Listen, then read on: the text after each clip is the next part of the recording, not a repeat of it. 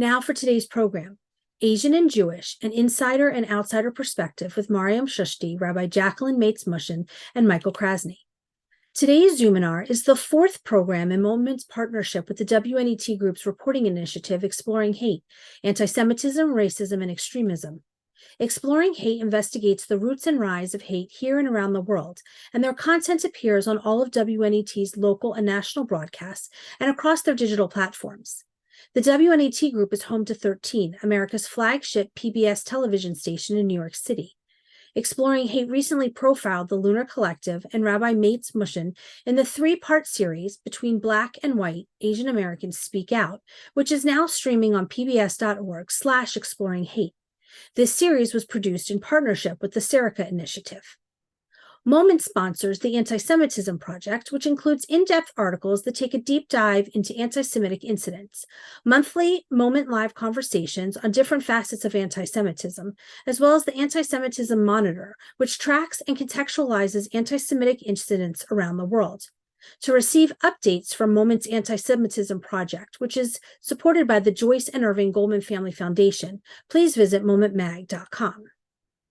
Now, it is my pleasure to introduce today's guest. Rabbi Jacqueline Mates-Muchin is a native of San Francisco and is the senior rabbi at Temple Sinai in Oakland, California. She was ordained at Hebrew Union College Jewish Institute of Religion in New York in 2002 and received numerous awards for her academics and service.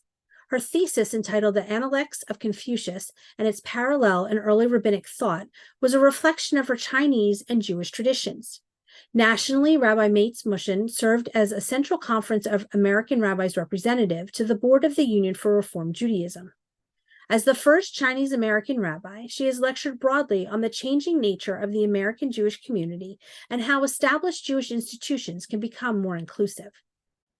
Maryam Chishti is the co-executive director of the LUNAR Collective, the first and only organization for Asian American Jews.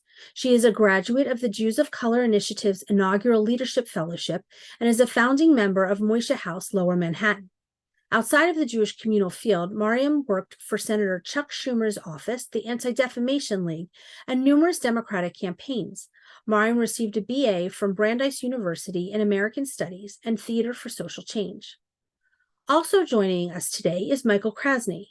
Michael served as host of the award-winning Forum program at KQED, the San Francisco National Public Radio affiliate, where he interviewed many of the world's leading political, cultural, literary, and science and technology figures. Michael is an emeritus professor of English at San Francisco State University and teaches a course on short fiction masterpieces at Stanford University.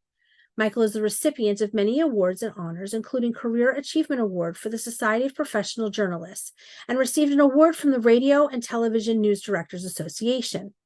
A veteran interviewer for the nationally broadcast City Arts and Lectures, Michael is working on two books, one on the art of the interview and the other on race. Michael is the author of the book, Let There Be Laughter, A Treasury of Great Jewish Humor and What It All Means, and he is host of the podcast Gray Matter, which features in-depth interviews with leading newsmakers, scholars, authors, and intellectuals. Please welcome Maryam Chishti, Rabbi Jacqueline Mates-Muchin, and Michael Krasny. It's a pleasure to be here, and it's certainly an honor in many ways to be with these two extraordinary women and all of you who are joining us, and I hope you will join us freely in terms of any questions and comments to put in the chat as a result of the content that we present and the conversation we have. And I hope it'll be an in-depth and enriching conversation. I'm certain it will be. I was saying beforehand, both of these women come from dual traditions and have dual identities, kind of what used to be called twofers, and they have all of the advantages that come with that, as well as some of the disadvantages. This has, of course, been pretty much highlighted in terms of hatred. And we know, for example, from new data that we've got that I just saw this morning from the ADL, the numbers are startling and they're very disturbing. They continue just to rise and rise in ways that are dramatic and almost quantum. But I thought before we leave this afternoon, maybe they could talk about some of the richness and the joys that come from this dual heritage as well. I thought I'd begin by asking both of you, though, about vulnerabilities, and particularly when one thinks of hate and one thinks of rising anti-Semitism and rising crimes against people of color and racism that has been, if anything, exacerbated in recent years, there's all that concern about pain and exclusion and internalizing biases. All of these things, animus in general, have come under the purview of the work that both of you have done. And I certainly want to give kudos to you for that work. But where do you see the deepest vulnerabilities, and particularly not only from the outside with racism and antisemitism, but being excluded? Jews of color do not necessarily feel accepted. And it's not just by Ashkenazi Jews, it's by Jews in general, sometimes that they have that feeling of not being accepted with. Rabbi Mates-Muchin, can I begin with you? Sure. Thank you so much. And it really is an honor to be here with the both of you today and with Suzanne. Thank you. I think that one of our biggest vulnerabilities is not recognizing that we are all in this together. I think that's within the Jewish community. I think that's different groups within the Jewish community. I think that's also for folks who are minority races within the Jewish community as well. Not seeing that the things that the folks who are against us are seeing, that we ultimately are standing together, and that we unfortunately share the commonality of being these targets of hate in various kinds of ways. I think that that's actually something that the Jews in general and the Asian American community also shares by not necessarily being as connected as we could be with other minority groups as well. I think at any point, it could be any of us, and at some point it will be all of us. And for us to recognize that to work together against hate in all of its forms that we're seeing it is really, really important. Is there a distinction, though, Maryam? Let me go to you on this. I want to find out about vulnerabilities and your thoughts on that as well. But there seems to be in the minds of many people a distinction of Jews and people of color, that Jews are white, in other words. How does that factor into the way you see? That's a really interesting question and a complicated question that I think people have all kinds of feelings about. I think that it's important to have a conversation about Jews and whiteness and ways that Jews may or may not benefit from white privilege in America. But that being said, also, I think it is harmful for us to assume that all Jews are white, and there's people who encompass a lot of different Jewish identities. There's a large Jews of color community, and I think there's what we call Ashkenormativity mindset, at least in American Judaism, that Jews are Ashkenazi and they look a certain type of way and they have certain kinds of features, and that can be very alienating to Jews of color. But on the other hand, I think there's one thing to be religiously discriminated and to be discriminated for looking a certain kind of Jewish way, and to also benefit from white privilege. These are things that can all exist together at the same time. Thank you for that. And about that question of vulnerabilities, where do you see most of the concern, or where is most of your concern? And vulnerabilities, I think it's true that both the Asian and Jewish communities do experience a lot of really scary hate, antisemitism, just feelings of discrimination that can be very similar. At the LUNAR Book Club last week, there was a woman who's mixed Japanese and Jewish, and she's talking about how her family was put away and during different points in history, and she was referring to her Japanese side, but I wasn't so sure which side, and we had to ask for that clarification, and that was such an interesting moment. And I think that both communities are really misunderstood in America, and it is important, and I think there's growing potential for us to come together and find ways to be in larger solidarity. That feels incredibly exciting to me.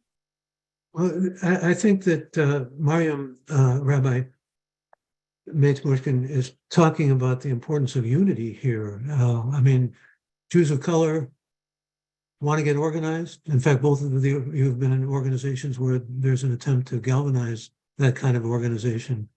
Is that spreading in ways that are heartening to you? Is there much more of a sense of community among Jews of color?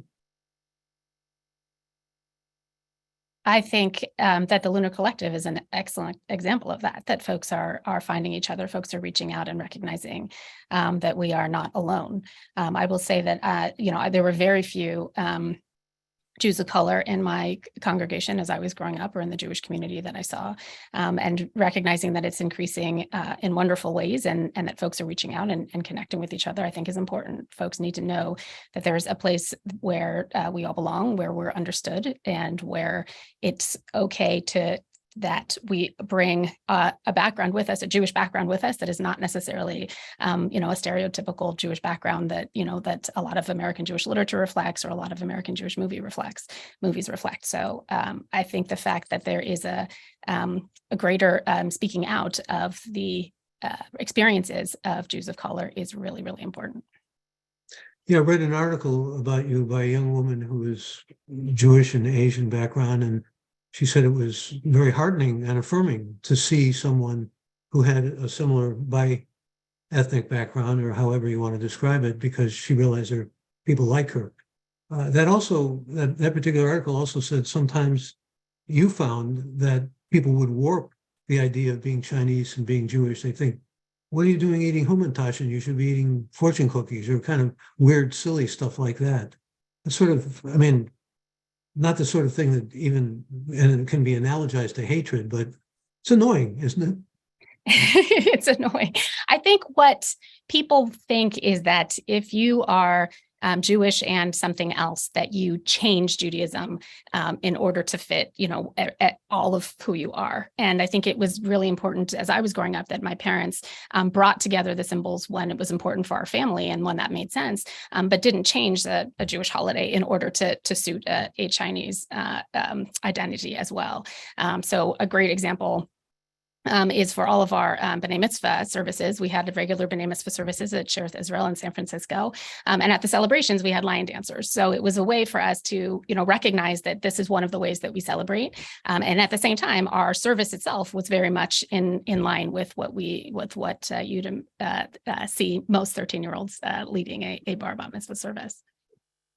And Maryam, you have a really unusual background, rare for many people, both Muslim and Jewish. And the rabbi is a rabbi, so I guess, that speaks volumes in terms of, but you are both Muslim and Jewish. You've embraced both faiths. How has that affected just your acceptance overall, or lack of acceptance? Yeah, it's interesting. I think growing up, it was very normalized to me. I didn't realize that there was anything too unique about it. I was a kid and my parents were really wonderful at synthesizing their identities and cultures. And it wasn't until I was going through my bat mitzvah process, and I also had affirmation of Shahada. I read Quran, I read Torah, and I was blessed by a rabbi and imam and became a woman in both religions during the same day at the same time, that I started to realize everyone's reactions was really like, whoa, a little bit like your reaction, Michael, like that is really different. And I started to feel like, I can't understand why, because at the same time I was reading the Torah and the Quran, like these religions were so compatible and intertwined, and same dietary restrictions, same values, same one God, same belief in that one God. If you can't find a synagogue, you should pray at a mosque. If you can't find kosher meat, you should eat halal, like all of these ways that it felt like a really symbiotic faith, and really, in my mind and my relationship to God, felt purposeful for me. So I think it's just been like knowing who I am and what I believe and why it feels so purposeful to me, and trying to block out the outside noise. And it's definitely been something I've had to deal with when I went to college. That was very confusing. In my adult life, that can be confusing, but I think I just have to stand firm in who I am and my own relationship to my faiths, and just know that it's the right thing for me. Doesn't mean it's like the easiest thing every day, but it definitely feels. Well, they're both Abrahamic religions, Abrahamic religions, and both came out of the desert. And as you say, there's certainly many things that link them. But a lot of Jews hate Muslims, and a lot of Muslims hate Jews. We've been talking about hatred. And how is that reconciled? Particularly, you can get just so inured when it comes to that white noise. But I suspect people were saying, why don't you choose one, or choose one over the other, weren't they, in some fashion? Yeah, no, nobody, thank goodness, has like abruptly said that to me. I definitely, I think I talked about being confused in college. Like I would go to halakas, I'd go to Quran discussion groups, and I would go to Jewish events and start to feel kind of overwhelmed and confused because of how separate they seemed. And I remember one night going to my parents and I was crying and I was like, I'm not a proper Muslim because I didn't do this and that. And I'm also, Jewish, and my parents were just kind of laughing. They're like, we didn't want you to be that way. Like we didn't raise you to be one thing or the other. We want you to see both of these faiths as part of yourself, and you are Jewish and you are Muslim, and to them it's always been that. So I really appreciate having that grounding, and I also appreciate for my family that's from India and from Kashmir, they have a really wonderful appreciation of Judaism, and it's not so politically charged. And I think they really do see the Jewish people as their sister religion. So when my mother married into the family, it was actually seen as like a by the book marriage and something that they felt excited about. Where I think when my uncle married a Hindu woman, that was much more confusing and contentious based on the politics of India. And also those religions aren't so compatible. Like one does idol worshiping and the other does not, right? Whereas Judaism, they really saw it as a compatible religion. So I'm very lucky for that. And yes, I can go to Israel and that can be very confusing. But I also think like I am appreciative of my family for that grounding and for my parents for that grounding. And the fact that I had that experience when I was 13, I think also really solidified it for me. Do you feel that criticism of Israel is anti-Semitic, or hatred toward Israel is anti-Semitic by definition? I think it depends. I think that absolutely Israel has the right to exist, and I think that Israel should be protected. And it's on all of us to make sure that Jews have a safe place to go. I also think that sometimes there are conversations about Israel that are important to have that get shut down as anti-Semitic, when I wish that we could have a larger, more free-forming conversation. It's a good diplomatic response. Thank you. Rabbi Mates-Muchin, let me go back to you in terms of your background, because Suzanne was nice enough to mention a book I did on Jewish humor, and I observed in that book that a lot of people keep talking about how similar Jews and Chinese are. I mean, they both like family, they both exalt learning, they have a whole sense of strong community and all those things. And I turned this into a kind of wry expression about how Jews and Italians are often compared, because they both talk with their hands, they're both family people, education people, but you don't hear Chinese and Italians compared that often. That was the punchline to that little bromide or whatever it was that I put in the book. These two heritages that you come from, though, are in many ways compatible, aren't they? They don't certainly conflict, do they? I mean, I think they're very compatible, and I appreciate hearing more about Maryam's story as well, that your parents were very intentional about the way that they raised you, and also recognizing that it wasn't necessarily going to be the same that you would encounter in other places. And my parents were very intentional about it, just very intentional about the fact that we were very lucky to come from two really rich peoples and traditions, and that they work together beautifully, and that we have family who is, Ashkenazi Jewish from Europe, and we have family, a large Chinese family that came over from China in the 1880s. So we've been here a very, very long time. And I think that the values that my parents held and their families held were very compatible, as you said, focus on education and a real loyalty and close-knit families and those kinds of things. But there's a lot of Chinese people in the world, right? And I recognize too that it's not every Chinese American family had the same sort of values and same kind of setup that my mom's did. And in the same way, my Ashkenazi family came over in the 30s from Vienna, right? Which is also a different story than, leaving because of World War II is a little different than a lot of what we talk about in the United States as well, which is more often around the shtetl and the Lower East Side and that piece of it. So I think actually they're incredibly compatible, and they work incredibly well together. And I think my parents intentionally made sure and recognized for us how that would work and how they weave together so seamlessly. You're both very fortunate. From the sounds of it, you had loving and supportive parents, and you start off on third base, as someone once quipped. When you have that, I think it's almost axiomatic. What about American identity in all of this, though, Maryam? I mean, this is supposed to be a pluralistic country that accepts all faiths and all nationalities. And now we have all this concern about hatred and rising antisemitism and rising racism and extremism and so forth. But one could argue that it's at the heart of what the American experience is all about, to be able to plant your flag in a couple of different places, if that's your background and your ancestry and your genome. Yeah, I think that it's so interesting and gunky and complicated. I think as someone who's second generation, like I think a lot of immigrant parents come and you just want to assimilate and you just want to fit in and keep your head down. My father's name is Muzaffar. His whole work life, people have called him Muz, and it's been part of my generation. He's like, no, you're going to say my name properly. And there's a Muslim comedian I love, Hassan Minhaj, who told Ellen on air that she pronounces his name wrong. She was saying Hassan, and he's like, it's Hassan, and his parents were mortified, but he's like, this is part of being second generation American, is that we can take our culture and our background, but also assert ourselves with a lot more independence and the right to be here on this land than perhaps our prior generation. And I think we had an event last week at LUNAR called Writing the Half Asian Experience with two half Asian authors who spoke at a wonderful bookstore in Chinatown. And there's been a new emerging like half Asian novel that's come about that's been really exciting, and something that these authors were talking about are also people who feel a little bit confused in their identities and a little bit lost. It turns out both books had a mother who passed, and from there it was like a lot of conversations about, can I assert myself as Asian or insert myself in this other identity without my mom, and realizing that's a big part of the Asian novels, this loss and confusion and wanting to belong, but also like these people really trying to assert themselves and stand strong in who they are.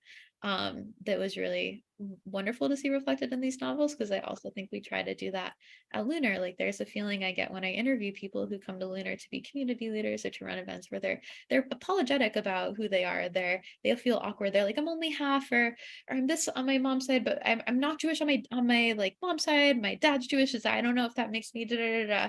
And these kind of like rambling feelings of just apologizing for what they were born in. And I've realized that it's really been my role at LUNAR to be like, hey, stop, like you're an Asian Jew. Like our most recent merch on the back of our shirt says Asian enough, Jewish enough. And I think it really is our American identity that allows us to assert ourselves in that way and allows us to say that. Well, when you say you're an Asian Jew, Asia's a huge continent, and there are Chinese Jews, and there are Japanese Jews, and there are Cambodian Jews, and you're actually an Indian Jew. I mean, your father was or is Indian, and Indian Muslims are a minority too. I mean, these things break down in so many different respects, and you think about America as sort of the big umbrella for all that. One hopes that is the case. Rabbi Mates-Muchin, I was thinking about something Philip Roth once said about the difference between Judaism and Jewishness, and I think that is a kind of dichotomy. When you talk about Judaism, we talk about the faith, the theology, the belief. You talk about Jewishness, sometimes it's more identity. Identity, in some ways, has become more important in many people's minds than the actual faith and religion, do you think? Is that part of the problem? That is a really big question, but I'll give it a try. I actually think we have a hard time pulling it apart completely. I think that in the United States, when we like to think of a difference between, separation of church and state, and that religion is something that's over here, and ethnicity or peoplehood or whatever is something that's different. I think that we have a hard time actually making that complete separation. I think there's a lot of what happens in the context, in a religious context, and in a synagogue that really helps to create identity, and a Jewish identity, and certainly a feeling of connection to Jewish community.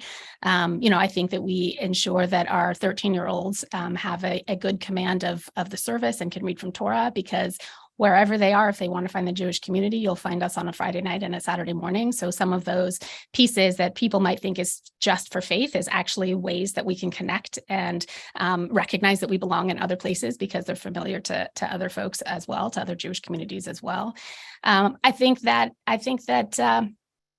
it's hard to separate the two entirely. I do think, and especially where we live in the Bay Area, that there is sometimes a feeling of wanting to shy away from being religious or being affiliated with religious groups. And I think that that's part of our struggle. But the synagogue continues to be, one of the centers of Jewish life, and has been throughout the last 2,000 years. And I think that there's a lot of identity that we get through the ritual kinds of participation, and through services, and through other elements of Judaism that some folks think of as specifically, religious, as opposed to affiliated with the peoplehood or the identity. Well, let's talk a little bit about identity in that context. Maryam Chishti, do you find sometimes, since you talk to so many Jews of color, and particularly Asian Jews, that a lot of them are drawn more to their Judaism because of their mother or their father, because their identity is more with one parent than the other, or is it kind of in many cases just mixed and hybridized somehow?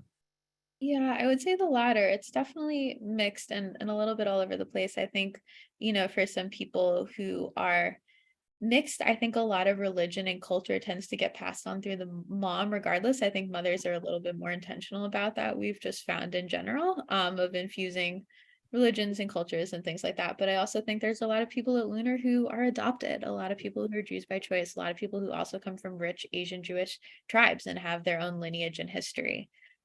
So it depends, but I think that actually mostly what I've seen at LUNAR is people wanting to come back to Judaism in a way that is different from how they grew up. And I think a lot of people ended up stepping away because they were the only one, or they felt discrimination, they got stopped at the door, they had a lot of moments of just not feeling comfortable. And so for LUNAR, it's a chance for them to really reclaim their Asian and Jewish identities in a way that just looks totally different from what they had growing up. Sometimes I suspect there may be a little bit of comparison of victimization or suffering. Do either of you find that? I mean, in other words, look what happened with the Chinese Exclusion Act. Well, look what happened with the Holocaust. People doing almost a kind of strange competition in terms of who suffered more. I mean, I've heard those among students of mine sometimes through the years, different heritage. The oppression Olympics, right? Which is, we Yeah, sometimes exactly. Yeah. Which seems kind of foolhardy in many ways to me, but I don't want to pass judgment. What do we do about the hatred, though? Let's cut to the chase here. Both of you have had a lot of experience, and I'm not only talking about from without, but they talk about this whole program that Moment and public radio in New York are doing as from without and from within. Some thoughts from either or both of you on that? Maybe, Rabbi, you'd like to muse first for us? I think racism in the United States is racism. And so, right, if you are Asian, if you are Black, if you are Latinx, you're going to find that in every place that you go where you are a minority.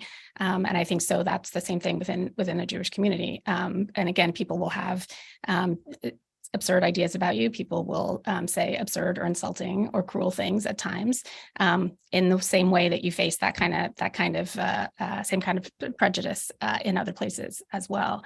I think what makes it a little more painful in the Jewish community is the desire and the feeling of belonging within the Jewish community, and then seeing that there's one aspect of you that is sometimes rejected, or that people don't understand, or that they feel like they're overlooking, so that they can see you just as Jewish as everybody else. And I think that's where the Jewish community needs to recognize that the racial diversity that we're seeing is actually a part of being fully American and fully American Jews. That, everywhere we've lived, we've always come to look like the people that we live amongst. And as, racial diversity increases, and people who are biracial and multiracial increases in this country, that we are going to find that same thing within the Jewish community. And that also gives me hope, because I know, right, that every significant Jewish community that has ever existed has gone through these growing pains as well, right? Understanding what does it mean to really reflect a new kind of Judaism, a new branch of what the Jewish story will be, and I think that's what we're finding now. We're trying to figure out how to fit into that, and what that means, and what are we okay about letting go of that we thought was so essential to who we are, and what are we looking forward to becoming. But Maryam, we are seeing more Jews of color. I mean, that's certainly a good thing in terms of diversity and acceptance and getting used to it. Maybe conditioning people more to the idea that this is a reality that they ought to accept or they need to accept. But let's hear from your thoughts about just what to do about the hatred from within and from without, both, other than populate more, maybe, or more visibility.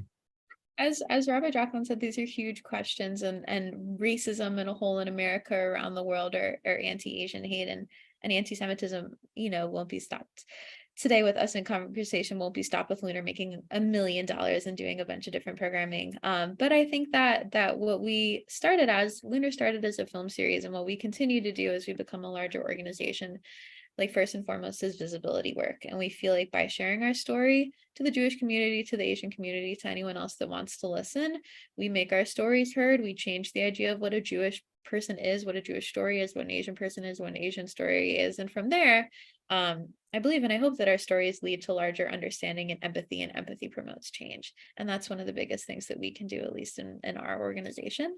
And I think that, a lot of people in the Jewish community and I know in other communities at large feel threatened and scared that things are becoming more multiracial. It feels a little unstable and unpredictable, and you don't really know what's going to happen. And I think that at least in the Jewish community, like there's 3 reactions to what you can do about that. Is one, like reject it and say it's not good for the Jews and pretend it's not happening and kind of go on business as usual. Or you like parachute a few people in on holidays, they're Jews of color, and you have them talk about, Lunar New Year, you have them talk about the holiday of Sig, and they speak and they get a speaking fee and they leave. Or you support an organization like LUNAR that allows these people to come together who've been so isolated and ignored for so long and create their own rituals and programming.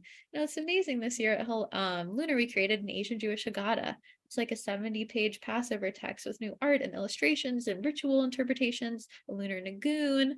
And it allowed us to think about what we want Passover to look like as Asian Jews. And then we did those Seders, and we had the chance to come together, and now anyone can access them. It's on our website. You can download it, bring to your own Passover meal. You can watch our web series and you can hopefully learn and engage, but that would have only happened with the chance for us to come together first.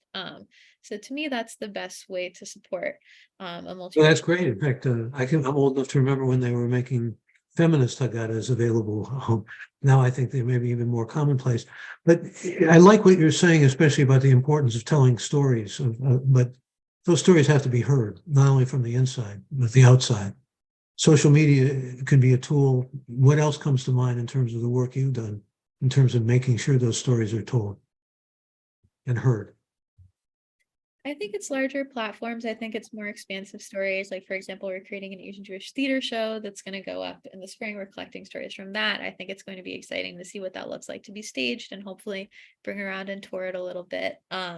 Would be really wonderful. I also think that there's a chance we're exploring a LUNAR of how we can be a bridge builder and how we can bring the Asian and Jewish communities together in conversation. Something I've heard from especially Asian leaders is some trepidation and honestly a little bit of fear that when they come up for grants or government funding or things like that, that they feel like sometimes more money goes to the Jewish community, or they're put in competition with each other for these kinds of discrimination grants and funding and supports and resources. And they're like, we would love if you guys can kind of put us in conversation and try to change that culture, figure out ways where we can share resources and share funding. And I believe that there is a discrepancy and also larger ways for these communities to support each other when it comes to these issues. So we're exploring that at LUNAR too, and hopefully that can move a little bit of the needle in terms of that larger discrimination and hate. Thank you. And Rabbi Mates-Muchin, I was just thinking, we have, just by serendipity, similar background in terms of synagogue affiliation in San Francisco, Shereth Israel, a nice plug-in for them. That's where you went, and that's where my kids went. And I mentioned Shereth Israel because there was always this idea, especially in the Reform congregations, about what they used to call ecumenicalism, which I think now has been transmogrified into the word interfaith or intereth. But what about interethnicity? What about merging in different ways in the community? I know there's been efforts probably in Sinai Temple, where you are in Oakland, to do those kinds of things, outreach to different communities of color. Help me understand a little your question. Are you talking about in terms of Jews who are minority races, or you're talking about just the Jewish community's work with other? I'm talking about the Jewish community in general now, reaching out to those of other races, but also we'll get back to that whole notion of how you tell your stories and make sure they're heard throughout the community at large. I was just interested in finding out about outreach and how that operates and how that helps perhaps, well, diminish some of the stereotypes. I mean, you, for example, are a living example of an Asian Jew who can, in some ways, really bring people to come to be more comfortable or more at ease with the idea that this is a reality. I think it's tricky because I think, especially if you're thinking about within a synagogue or within an established Jewish community, you want to allow people to define who they are and give them the space to tell you what's important to them and how they identify. I think that's actually something that if we are in community with all of the people, all of the Jews that are within our community and comprise our community. I think actually that's where we can listen a little bit, because we have connections to folks, because there are things that we can share. We can also listen to hear what some of the experiences are about, that folks have because they are, Chinese, or because they're Indian, or because they're Black, or, another racial minority, that I think perhaps we can use our connections with each other to help us in the bigger landscape, in the bigger conversation as well. Which is not to say at all that we can apply everything that we learned about one individual to the whole, or to even other individuals necessarily. But I think it can give us a kind of a sensitivity in terms of what other groups are experiencing. Outreach to certain communities, it can be tricky. I will say that for if my synagogue, when I was growing up, if they said something like, we'd like to bring together all the Jews who are, multiracial, biracial, all the families that belong to the synagogue, we'd like to bring you in together for a conversation, we would have been very insulted. We would have felt like, you are singling us out for something, and that would not have felt like that was support at all. And now I think it's a little different. I think now when you have, folks reaching out and speaking sort of, who we are as a Jewish community in a different kind of way. And I think that some people feel more included because we're recognizing who that is. I think we have to, and I will speak to this in terms of Jewish communities in general, I think we have to be careful who's reaching out, who's doing that outreach, who is guiding those conversations, who's facilitating those conversations, because I think we want to make sure that people have the opportunity to really speak for themselves about who they are and how they understand their identities and their experiences.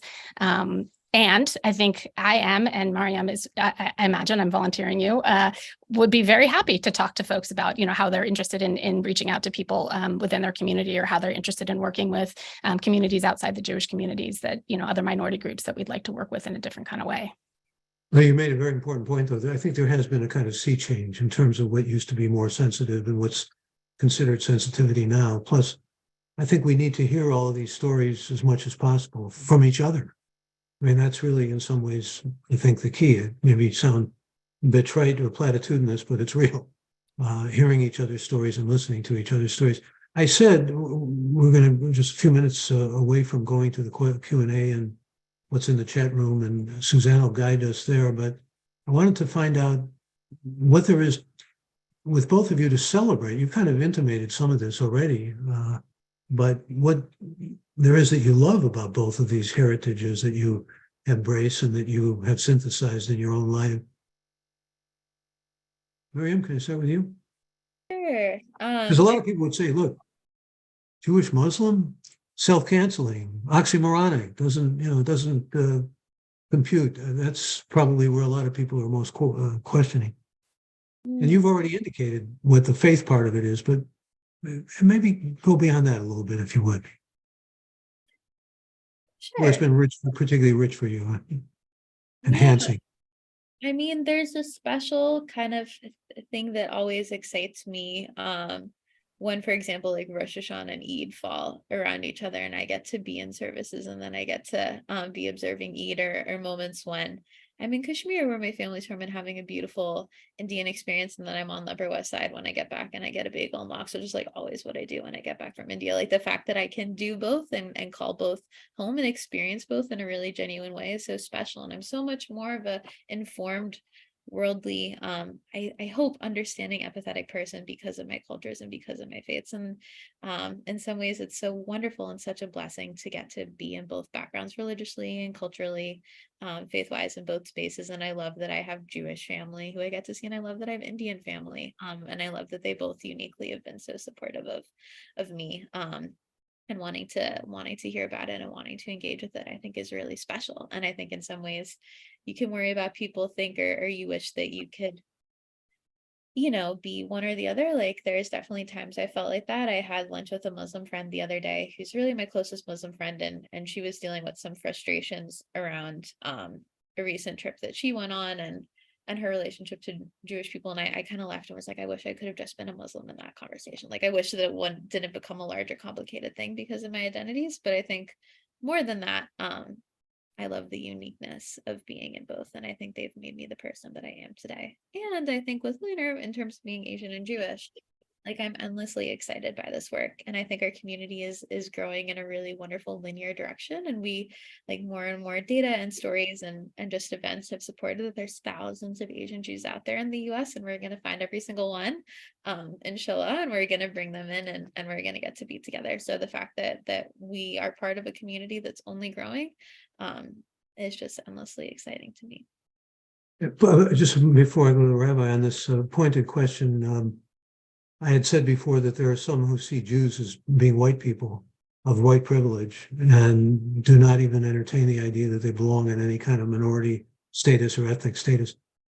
There are those who see Indians as not people of color. I'm sure you're aware of this. In fact, I have a colleague who was chair of the department, a woman of Indian descent, who said, I wasn't a person of color until just recently.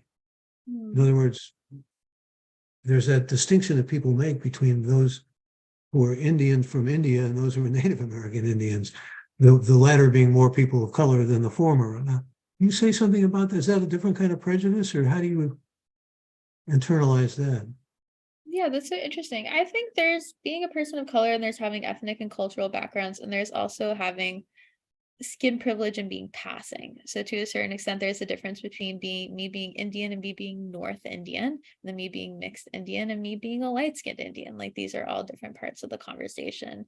And that doesn't mean that I'm not Indian, but also my experience of being Indian is different from someone who's South Indian or someone who's Gujarati. So it's all of those conversations at once. And I think that you can be Jewish and you can be discriminated against, and you can also benefit from white privilege, or your Judaism can look different because you're Sephardic or Mizrahi, like all of those things can exist, or because you're patrilineal, or because you speak fluent Hebrew or you don't, or because you were bat mitzvahed or you weren't.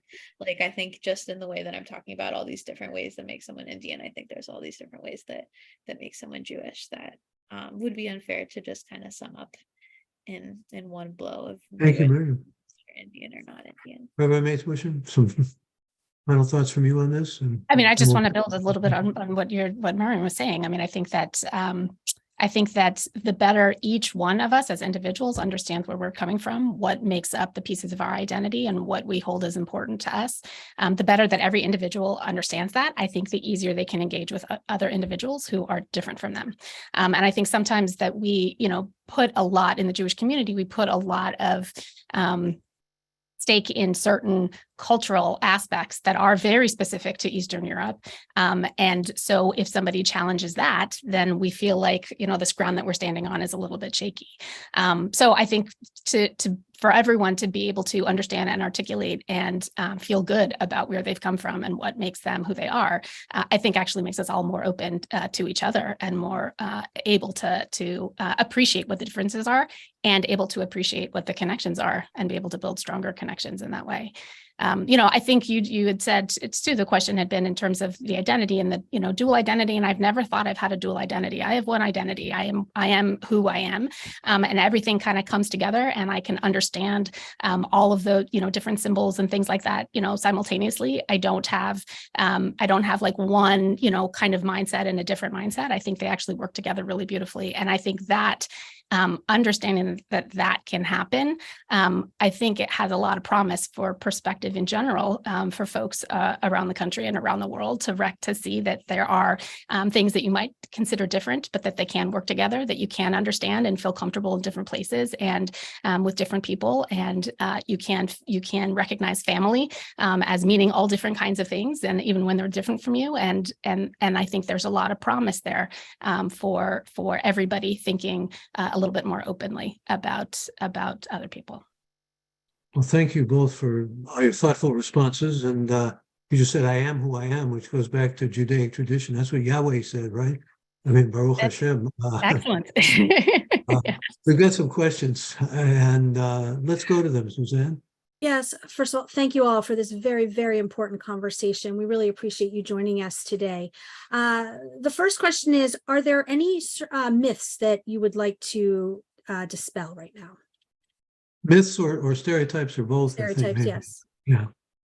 There's an interesting thing one of our community members told me before she went to LUNAR Passover. where she was like, I was nervous to go and didn't know what to expect because I thought it would just be a bunch of Chinese girls and their white boyfriends. And that's what I thought LUNAR was, which was this very like thing for me. And I think that I think can be the assumption when people think about Asian Jews. They think about like Mark Zuckerberg and his wife or certain kinds of Asian Jewish couples. And for LUNAR, it's really important that we dispel that. I mean, that is a part of the community for sure, but it's also adoptees and Jews by choice and queer Jews and very multiracial and multi-ethnic. It's not one kind of person. So that's something that I would like to dispel.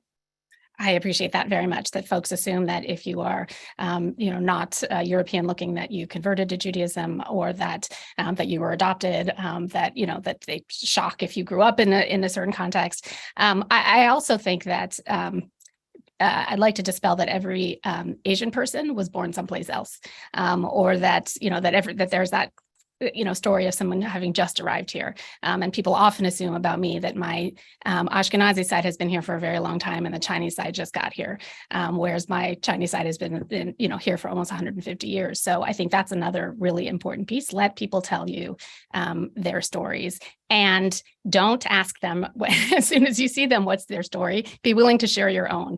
Be willing to get to know people and understand that some of these stories, they're very important. And within a context of a relationship, they can be wonderful. If you grill somebody when you see them, that is isolating. And that won't come across as being interested. That'll come across as being aggressive. Yeah. Just a quick footnote, I'm almost compelled to add here because there's a local writer, actually globally famous writer, Amy Tan, who probably many of you know, Chinese American author, born in Oakland, raised in Oakland, but she happens to be a friend, and she has on a number of occasions talked about how people, especially when she goes to places like in Iowa, they start talking to her like she's Chinese and doesn't understand English. There's that kind of difficulty that I think people of color are facing, people of different nationalities are facing, whatever their backgrounds. I wanted to let everybody know that I put a link in the chat for people to the LUNAR Collective.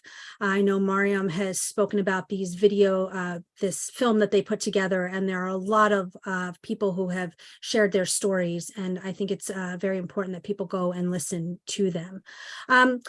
Somebody asked about cancel culture and language. Today, people unintentionally will say things and they'll get canceled for it. What's some language that would be helpful to use in the conversations when talking about Jews of color, and so that it doesn't make it antagonistic? I think it's starting off with, I know it may seem, or I know from your experience, or I know potentially from your background, like it may seem like this, but actually from my experience or what I've seen or from my expertise at LUNAR, it is more like this, or you should consider this. I think to a certain point, you shouldn't fault people for what they don't know. And if you grew up in a place where you weren't exposed to any people of color, any Asian Jews, or a lot of Jews in general, all of those things, like, that's not your fault. And so it's coming from a place of understanding where people are, and then also making sure that your voice is heard, is something at least I try to do. I think for those who are speaking to others, if we're coming from that angle, I think that we all have to just be willing to say that we're wrong, or willing to apologize and not to get defensive, about certain things if somebody takes offense to it. I think just all of us in the world of diversity are learning all the time what we don't understand and what we don't know. We really need a lot of humility as we engage with each other. And so I think that's super important. There's no one thing, unfortunately, that we can tell you to say or not to say. But I think if you approach it with humility, be willing to recognize that you're wrong and willing to grow. For those who get asked the questions, I do think sometimes practicing ahead of time is helpful, that you will get the same kinds of questions again and again. How did you get to be Jewish? Why are you here? What are you looking for? Things like that. And so practice some answers that make you comfortable. You are not required to answer other people's questions. And sometimes that takes just a little practice so that you're ready in the moment when it happens. Mm-hmm. Thank you. How can synagogue, child and youth education programs tell the intertwined stories of classical ancient Judaism and the present day evolution of Jews and people of color that you've addressed and exemplified?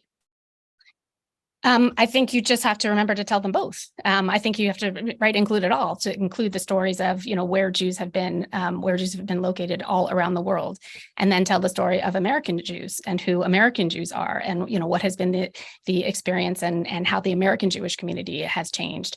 We want to be careful, I think, not to link anybody who is a non-Ashkenazi or non-entirely Ashkenazi Jew to another part in the world, right? That because I'm Chinese has nothing to do with the ancient community of Kaifeng that was in China.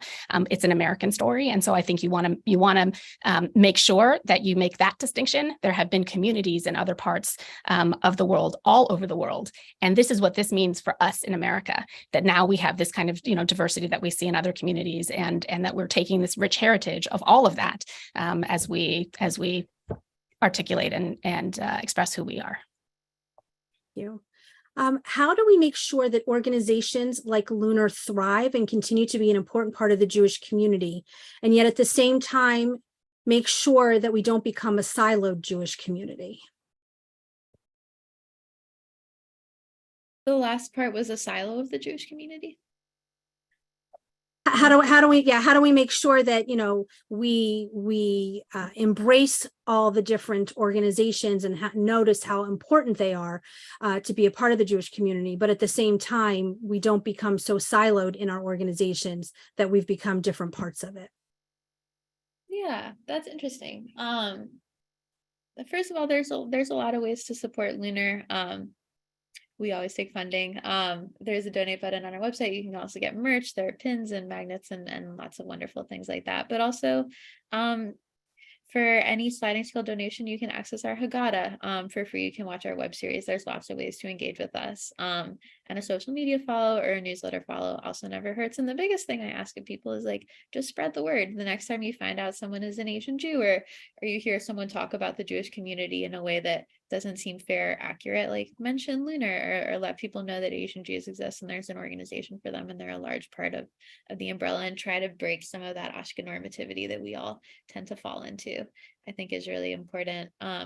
And for LUNAR, I think, as an organization, we make sure that we have safe affinity spaces, but we also make sure that there are ways that we stand in solidarity with our Jews of color organizations and we partner with them, and we have ongoing events. And also we have events that are open to the public. We have a lot of virtual and in-person events that anyone can attend. For our Passover Seders, we invite a +1 so people can pick someone who's not an Asian Jew that they think would benefit from being in the space and bring them. So we try to do all three. We try to just be for us, we try to be for Jews of color, and we try to open ourselves up to the community as well.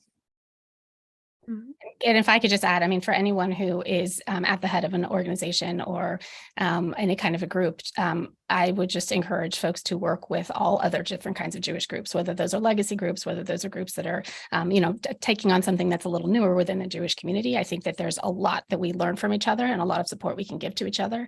And it's really important that we don't shut any of those groups out. This is who we are together as a collective, and we need to be working and communicating together too. Great, thank you. Someone asked, you mentioned some books about Jews of color, and do you have titles for that? Or if you want to share them, send them to me and I will include them in a follow-up email. Yeah, there's a really wonderful survey by the Jews of Color Initiative called Beyond the Count. That's a survey about recent data on Jews of color in those communities. There's also a wonderful book we just started reading for the LUNAR book club called Jew Asian by Helen Kim. That is an exploration of Asian Jews and kind of where they come from and what these communities look like. That's the most specific data book on Asian Jews, but there's also some wonderful books about Asian Jews. One is Crying in H Mart from the artist Japanese Breakfast. That's her real life story of being Asian and Jewish and the loss of her mother. There's a book called Happy for You, which was at the Chinatown event that features an Asian Jewish protagonist, and Tomorrow also features an Asian Jewish protagonist that kind of dives into a lot of these feelings of how they process their identity throughout the book and as they come of age. So I recommend all of those. And if you're a parent, PJ Library has actually done a really good job of including all kinds of books for children that depict various, diverse kinds of Jewish families too. But Whole Lashon also has a wonderful educators aspect of their website where you can learn about different holidays and different Jewish communities of color through there that is like a little more catered to children. So I recommend that as well. Wonderful. And as our time is about to wrap up, is there any last comments that either one of you would like to share before we leave? So I will only say that I really appreciate that the way the conversation has come together and has changed. That when I was 16 years old and at my confirmation class, it was the first time I talked about in public, sometimes the difficulties that I face as a Chinese Jew, and the fact that it's such a different conversation now, I think speaks to just how far we've come and in terms of recognizing what our diversity is and the difficulties as well as the joys of that. And so as we think of that, just to recognize too that we have made progress, we are moving, and there's a lot of, I think, exciting things that are in our future. And I appreciate the conversation that's taking place. Yeah, likewise. It's been so wonderful and exciting to be a part of this community and to serve learning in the way that I do. And again, as I mentioned, to watch the linear growth. And I hope I talked about kind of the 3 different ways that people can react to a multiracial community. And I hope that it is more of the option 3 in supporting groups for people of color to come together and really get to be with each other in a way that hasn't existed before. I think something really remarkable about LUNAR was it wasn't started by any foundations or individual donors or people who had a bunch of money. Like, it was created by 2 college students who were Asian Jews who found each other online and thought that they were the only one. And they did not go to summer camp or youth group or be part of any of this Jewish pipeline. They were not well connected, but they made this happen for themselves because they thought it was important. And so I hope to keep that same spirit alive for LUNAR and in this Asian Jewish work. Thank you. I want to thank Rabbi Mates-Muchin and Maryam Chishti, along with Michael Krasny, for participating in today's important conversation. I also want to thank Exploring Hate for co-sponsoring today's program.